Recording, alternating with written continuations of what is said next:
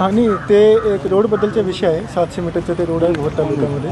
तर त्या ठिकाणच्या रोड जे आहे ते PMRD आणि जिल्हा परिषदचे निगडीत रोड आहे. त्याच्या अनुषंगाने मॅडमने ते दोघंही विभागाला त्याच्या मागणी पाठवली होती आणि ते दोघंही विभागाचे आमच्याकडे आता रिप्लाय पण आलेले आहे. तर ते रिप्लाय आता आम्ही सबमिट आमच्याकडे झालेले आहे आणि त्याचा जे रिप्लाय आहे ते मॅडमकडे आता आम्ही सबमिट केला होता. मध्ये आता इकडे पत्रकार भवनमध्ये बरेच दिवसापासून नियोजन केलं होतं, तर या ठिकाणी आम्ही आलेलो आहोत. पण ते जे उत्तर आहे ते मॅडमला दिलं जाईल आणि त्याच्या अनुषंगाने नक्की ते जे रोड आहे त्याच्या अनुषंगाने काम करण्याची भावनाने जिल्हा परिषद आणि PMRD जी आहे ते त्याचे पुढचे पाऊल उचलते. निवेदन स्वीकारले खासदारांचं आपण निवेदन निवेदन तर त्यांनी आधीच आम्हाला दिलेलं होतं.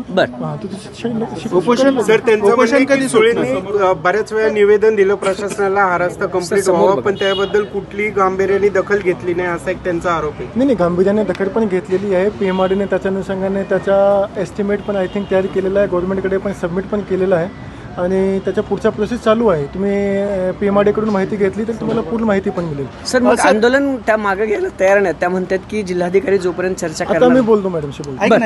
ह्या सगळ्या संदर्भात राज्य शासनाने दिनानाथ मंगेशकर संदर्भात जी कमिटी नेमली होती त्याचा अहवाल तुमच्याकडे पाठवला असं म्हणतात. शासनाकडे पाठवला.